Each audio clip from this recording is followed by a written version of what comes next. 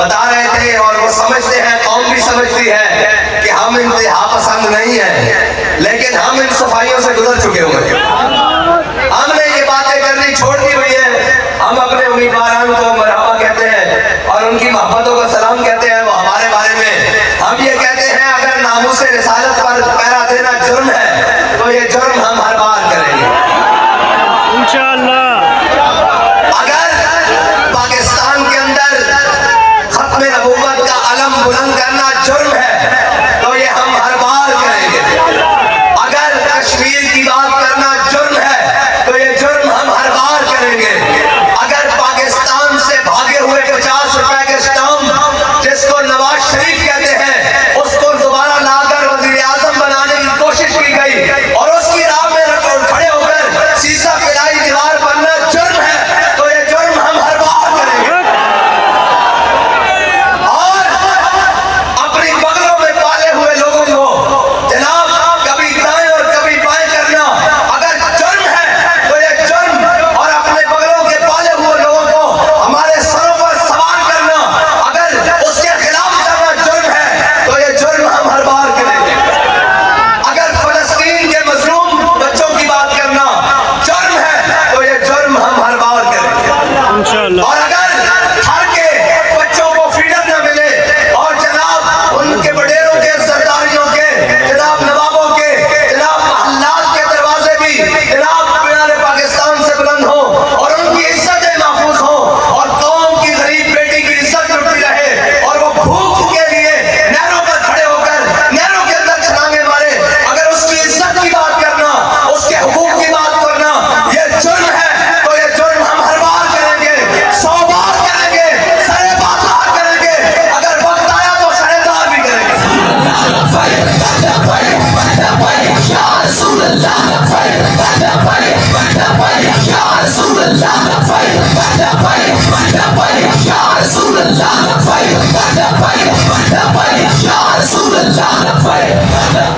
ये जुर्म करेंगे, हर बार करेंगे।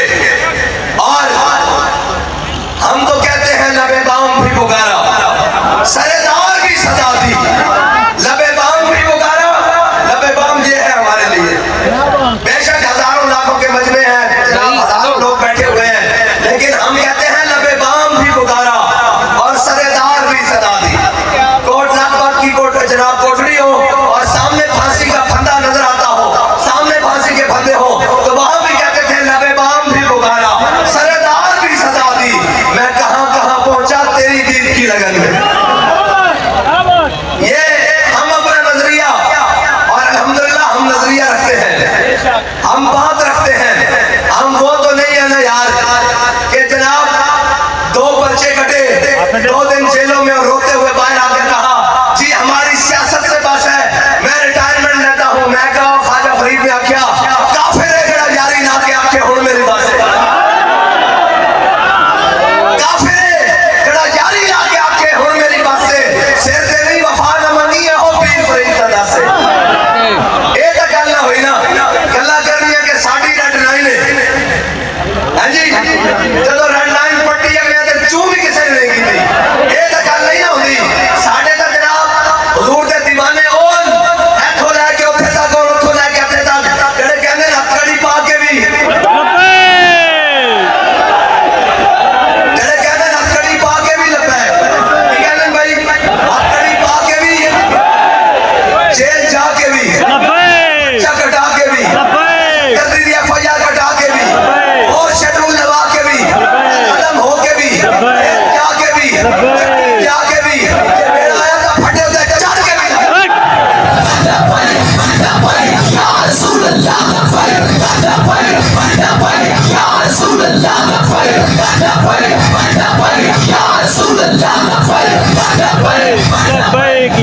और हमारी लोग पूछते हैं आपका मंशूर क्या है, मैंने कहा मैं मंशूर अलिफ लाम मीम से शुरू करूंगा और वन्नास तक मंशूर बताता जाऊंगा। बहुत लंबा मंशूर है, अगर मैं इसको कंक्लूड कर कर तुम्हारे सामने रखूं तो वो 2 हरफों का मंशूर है। वो पूछते हैं क्या मंशूर है, हमने कहा ज़ईफ अगर नजर पड़े तो रसूल का जमाल। हमारा मंशूर ये है कि अगर कोई कमजोर नजर आ जाए, नातवा नजर आ जाए, ज़ईफ नजर आ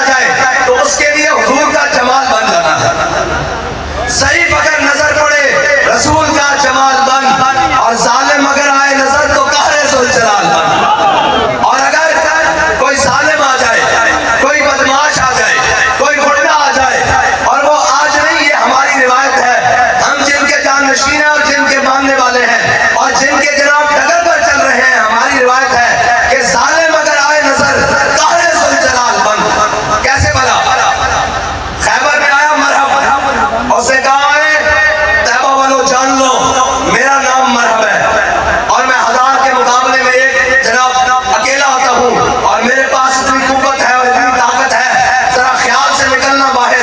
तो हमारे बड़ों ने क्या कहा कि नहीं, हम सूफी साहब ही होते हैं, हम किसी को कुछ नहीं कहते, हमारा मनसब ये नहीं है, हम तो बस जनाब अंदर बढ़ के बैठते हैं। कहा नहीं, अल्लाजी सम्मतनी उम्मी हैदरा, फरमाया अगर तेरा नाम मरहब है ना, तो मेरी माँ ने मेरा नाम हैदर रखा, झाड़ियां दर्शे। ये हमारी रिवायात है। हाँ, अगर कोई सही आ जाए, नातमा आ जाए, हुजूर का गुलाम बन के आ जाए और जनाब हुजूर का जनाब दामन रहमत से वाबस्ता होकर आ जाए, तो इकबाल कहता है हो हल्का यारों तो बड़े रेशम की तरह नरम,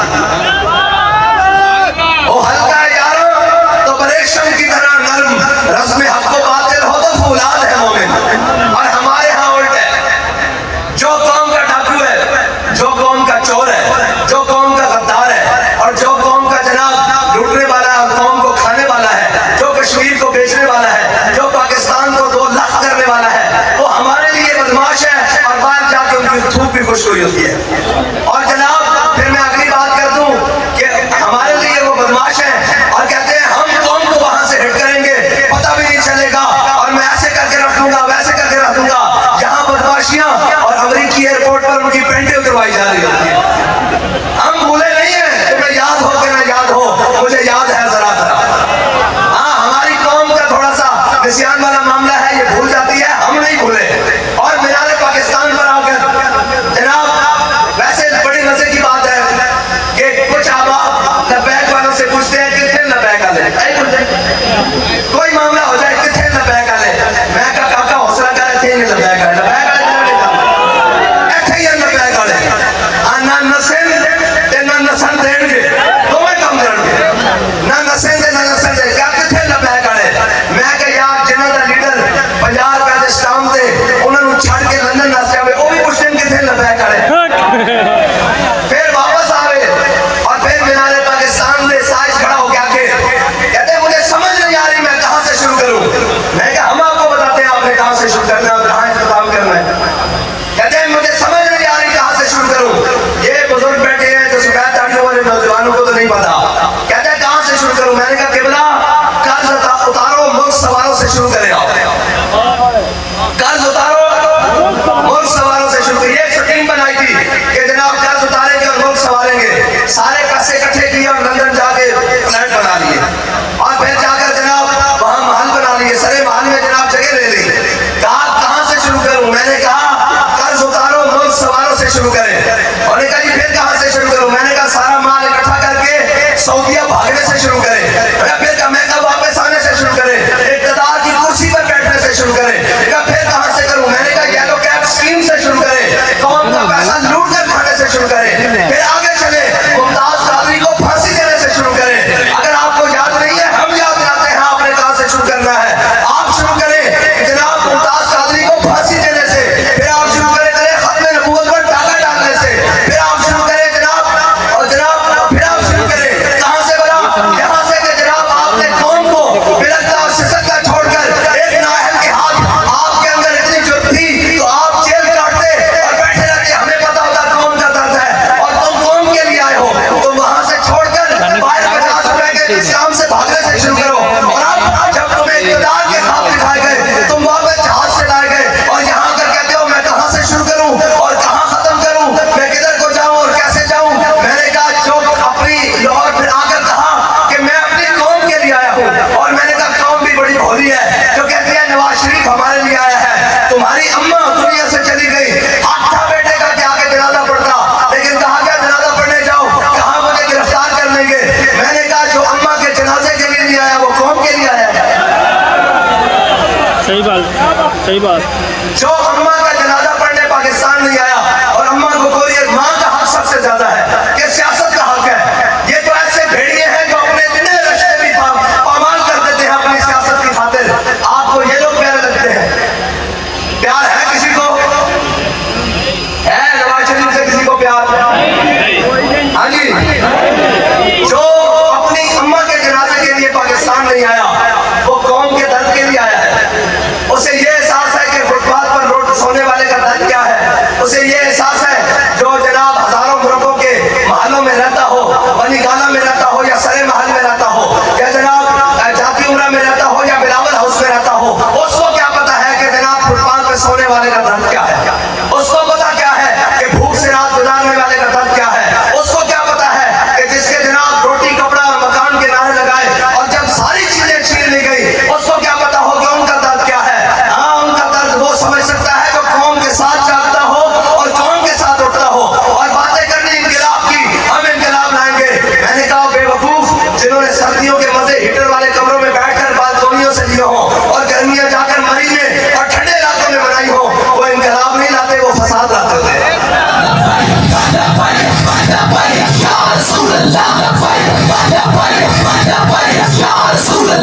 जब सैलाब आया तब तुम्हारे साथ था।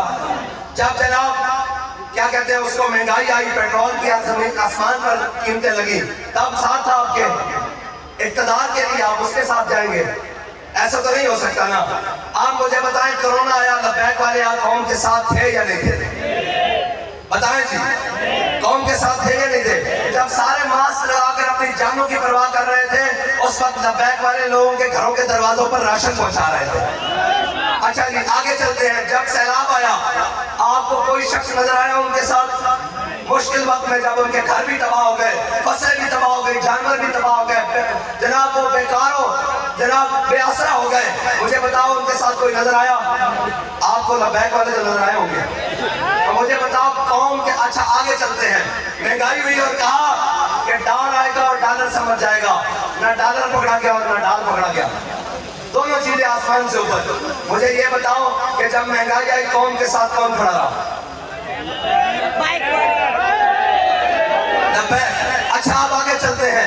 जब खत्म नबूवत का मसला बना और पूरे पाकिस्तान में हर शख्स मसले वाला ये दावा करता है मैं आशिक़ रसूल हूँ, मुझे बताओ खत्म नबूवत पर पहरा किसने दिया? आगे चलते हैं। जब नामूसे रिसालत पर जनाब मसला आया, पूरी दुनिया में एक आवाज उठी, सारे जनाब पूरी असम्बली घूमों की जनाब तमाशाई बनकर देखती रही, एक दिल करारदाद पेश नहीं करते थे। जब अपनी कुर्बानियां, अपने खून के जनाब कुर्बानियां देकर, अपने खून के नजराने देकर नामूसे रिसालत पर पहरा किसने दिया? तो मुझे ये बताओ कि वोट देते वक्त फिर कोई और निशान होना चाहिए? वोट देते वक्त भी तो फिर लब्बैक ही होनी चाहिए इंशाअल्लाह। और मुझे ये बताओ कि हम रोड पर नारा लगाएं और ऊपर नीचे दाएं बाएं जनाब अपने बेगाने सिर्फ एक ही बात करो, लब्बैक वाले डको, इन्हों का बंदोबस्त करो, इन्हों लब्बैक वाले डको। मैं कहा झलिया कभी इश्क दे तूफान भी ढके गए, ये नहीं ढके जाते, इन्हों का एक अपना मिजाज है। और कहते जी लब्बैक वाले डको, मैं कहा नहीं ढके जाएंगे, ये ना थोड़े को ढके गए ना थोड़े बड़े को ढके जाएंगे। ये तो 313 होके बदर से नहीं ढके गए, ये 72 होके करबला से नहीं ढके गए, ये 150 होके फैजाबाद से नहीं ढके गए।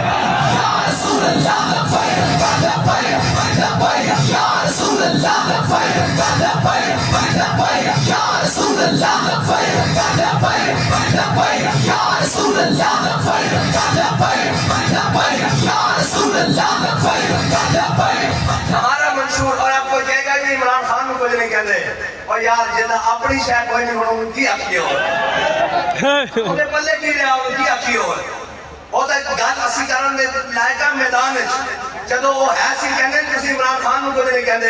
मैं कहा चलिया जदों तुसी इजाजत लै के लंदन नसरा सी ना, असी उदों दे सामने खड़े होकर जदों गल दे मुकाबले गोली मारता सी, असी उदों कहंदे सामने आंखें चक पा के सितम करे तेरा हुनर आजमाए, तू तीर आजमा हम जिगर आजमाए। या रसूल अल्लाह या रसूल अल्लाह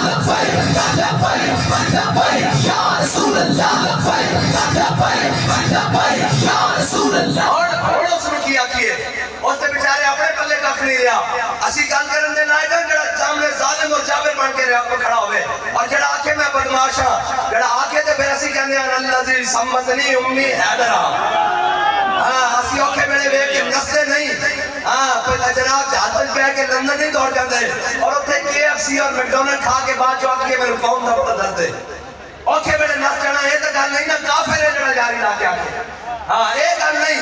और फिर उन्होंने बेचारे ने किया कि जदों चुप के जेल च पांदा सी अकड़ियां नाल सारे जुल्म बर्दाश्त करने तो बाद, सारे कुछ बर्दाश्त करने के बाद जनाब असी क्या है मशक़ सुखन जारी और चक्की की मशक्कत भी है जी।